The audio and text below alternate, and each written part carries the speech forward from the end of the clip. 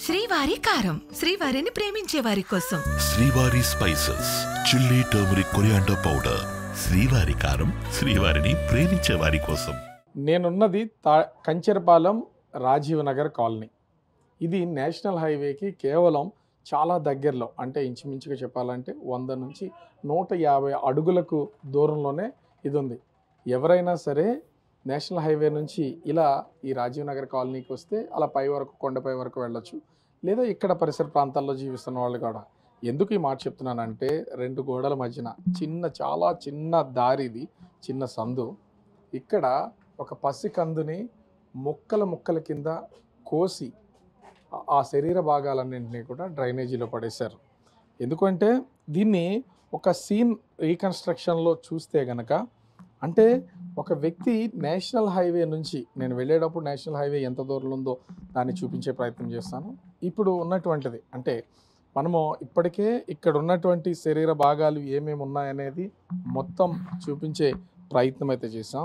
ఈ కనిపిస్తున్నటువంటి ఈ పాల ప్యాకెట్ ఏదైతే ఉందో, ఆ పాల ప్యాకెట్ ప్లేస్లోనే ఆ పాపకు సంబంధించినటువంటి పాప కానీ బాబు కానీ, ఒక పసికందుకు సంబంధించినటువంటి అక్కడ కాళ్ళు, శరీర భాగాలని, ఆ పైన కనిపిస్తున్న మరొక కవర్ల ప్లేస్లో అక్కడ కొంత నడువునికి సంబంధించినటువంటి శరీర భాగాలు ఉన్నాయి.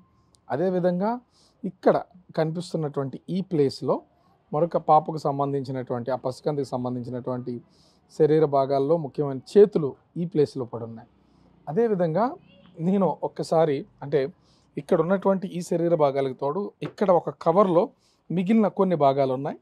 కానీ ఇవన్నీ కూడా ఉన్న తల భాగం మాత్రం కనిపించలేదు. ఒకసారి మనం ఈ సీన్ రీకన్స్ట్రక్ట్ చేస్తూ దీన్ని ఒకసారి పరిశీలించి చూస్తే, ముఖ్యంగా ఇక్కడ ఒక పెద్ద ఆయన పైకి వెళ్తున్నటువంటి వాళ్ళు, అంటే ఎవరైనా ప్రతి ఒక్కరు కూడా ఇలా వెళ్తూ కొండపై వరకు, ఇది కొండవాళ్ళ ప్రాంతం కావడంతో కొండపై వరకు ఇట్లానే ఇళ్ళు ఉంటూ ఉంటాయి. ఆ ఇళ్ళ వరకు వెళ్తూ ఉంటారు. ఒకవేళ పైన ఏదైనా జరిగినా ఇదే దారిలో నుంచి రావాలి కాబట్టి కనిపిస్తున్నటువంటి ఈ డ్రైనేజ్ ఏదైతే ఉందో, కనిపిస్తున్నటువంటి ఈ డ్రైనేజ్ ముఖ్యంగా ఇలా శరీర భాగాలను కనుక పైన ఎక్కడన్నా పడేసి ఉంటే అవి ఒక్కొక్కటిగా కొట్టుకుంటూ రావచ్చు. కానీ వాటర్ ఫ్లో అనేది చాలా తక్కువగా ఉంది.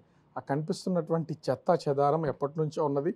ఆ చెత్త అంతా కూడా, అందులో ఉన్న ప్లాస్టిక్ గ్లాసులు ఉన్నాయి, తర్వాత బాటిల్స్ ఉన్నాయి, ఇతర ప్రాంతాలు అన్నీ ఉన్నాయి, ఈ ప్రాంతాలు అన్నీ ఉన్నాయి. కానీ అవన్నీ కనుక ఈ వస్తున్నటువంటి కొద్దిపాటి వాటర్ ఫ్లోకి కొట్టుకుని వచ్చి ముందుకు వెళ్ళేదైతే ఖచ్చితంగా లేదు. అయితే ఇక్కడ ఎన్నో అనుమానాలు ప్రస్తుతానికి సంబంధించి, ఇక్కడ ఉన్నటువంటి శరీర భాగాలన్నింటినీ పోలీసులు, ఫోరెన్సిక్ టీము మొత్తం ఈ శరీర భాగాలన్నింటినీ ప్రస్తుతం అయితే వాళ్ళు విశాఖ కేజీహెచ్కి ఫోరెన్సిక్ డిపార్ట్మెంట్ వాళ్ళు దీన్ని మొత్తం పరీక్షలు నిర్వహించడానికైతే తీసుకెళ్ళినటువంటి పరిస్థితి అయితే ఉంది. ఇక్కడ ఇంకొకటి చాలా అనుమానాలకు దావిస్తున్నటువంటిది, ముఖ్యంగా ఈ ఇల్లు ఉన్నటువంటి ఈ ప్లేస్ మనం చూస్తున్నాం కదా, ఇంట్లో 2 కుక్కలు ఉన్నాయి. ఇంచుమించుగా 1:30 సమయంలో ఇంటి ఓనర్స్తో మాట్లాడినటువంటి సమయంలో 1:30 సమయంలో ఎవరో ఈ ప్రాంతానికి రావడం వల్ల కుక్కలు అరిచాయి. సర్వసాధారణంగా ఎవరైనా వచ్చిపోతూ ఉంటే ఇంట్లో కుక్కలు అరుస్తూ అనుకుంటాం కాబట్టి పెద్దగా పట్టించుకోలేదని చెప్తున్నారు. కానీ ఇదే ఇంటి పైన ఇక్కడ రాసున్నటువంటి కొన్ని వర్డ్స్ని కనుక మనం చూస్తే, ఇక్కడ ఒకసారి కెమెరా పర్సన్ రాము ఒకసారి దీన్ని జూమ్ చేసే ప్రయత్నం, SC ఐ మిస్ యూ బంగారం, తర్వాత కలుద్దాం. ఇది ఒక విధంగా చెప్పాలంటే ఈ కలర్ కనిపిస్తున్నటువంటి ఈ కలర్, అది పెన్సిల్ కావచ్చు, స్కెచ్ కావచ్చు, ఏదైనా సరే ఇక్కడ ఈ కలర్ కనిపిస్తుంది కదా, ఇది ఎన్నో అనుమానాలకు తావిస్తున్నటువంటిది. దీని మీద ఇంత స్పెసిఫిక్గా చాలా అంటే చాలా వెల్ ఎడ్యుకేటెడ్ పర్సన్ అయి ఉండాలి. ఎందుకంటే మంచిగా చదువుకున్నటువంటి వాళ్ళకి ఇంత ఇంగ్లీష్ని అంటే ఆ రైటింగ్, ఆ స్కిల్ అంత అద్భుతంగా ఉంటుంది రాసి. అంటే ఖచ్చితంగా ఈ శరీర భాగాలను ఇక్కడ పడేసినటువంటి వ్యక్తి వెళ్ళిపోతూ ఆ చనిపోయినటువంటి అమ్మాయికి సంబంధించినటువంటి అమ్మాయి, ఆ అబ్బాయి, ఆ చిన్నారికి సంబంధించినటువంటి మిస్ అవుతున్నారు కాబట్టి ఐ మిస్ యూ బంగారం, తర్వాత కలుస్తానని ఇక్కడ ఒక కొటేషన్ రాయడం, మరి SC అనే దానికి మరి ఎట్లాంటి మీనింగ్ ఉందో, ఒకవేళ ఈ పుట్టినటువంటి బేబీ ఒక ఇల్లీగల్ కాంటాక్ట్, ఒక అక్రమ సంబంధం ద్వారా జన్మించి ఉంటే, ఆ పాప పుట్టిన తర్వాత చంపి ముక్కలుగా పడేస్తూ ఒక మారుమూలను పడేస్తే ఆ ఇద్దరు అంటే అబ్బాయి పేరులో మొదటి అక్షరం, అదేవిధంగా అమ్మాయి పేరులో కూడా మొదటి అక్షరాలు అయి ఉండొచ్చు ఈ ఎస్సీ అనే ఈ 2 అక్షరాలు. అందుకని ఎస్సీ అని వాళ్ళు రాసుకుని ఐ మిస్ యూ బంగారం తర్వాత కలుద్దామని రాశారు. లేదా ఈ ఎస్సీ అనే పేరుకి ఆ అమ్మాయికి సంబంధించినటువంటి ఒక పేరు పెట్టాలని ముందుగానే అనుకుని ఉండొచ్చు. ఆ పేరుని కనుక వాళ్ళు పూర్తిగా రాస్తే ఇంకా దొరికిపోతారనే, ఎందుకంటే సహజంగా స్నేహితుల దగ్గర, కావాల్సినటువంటి వాళ్ళ దగ్గర కొన్ని తెలియకుండా నిజాలు చెప్పేస్తూ ఉంటారు. అలా చెప్పినప్పుడు ఈ పేరు బయటపడద్దనే ఉద్దేశంతో ఎస్సీ అని రాసి ఉంటుంది. ఇంత అనుమానాలకు తావిస్తుంది. ఇక్కడ మనం ఒకసారి చిన్న దారిలో నుంచి వెళ్తుంటే అక్కడ రాసినటువంటి ఐ మిస్ యూ బంగారం అని రాసున్న చోట ఇక్కడ కూడా చూడొచ్చు అదే సేమ్ స్కెచ్ ఆర్ పెన్సిల్ కానీ లేదా కలర్ చాక్ కానీ అయి ఉండాలి. ఇక్కడ కూడా ఎస్ అనే లెటర్ని రిప్రజెంట్ చేస్తూ ఇక్కడ కూడా రాస్తుంది.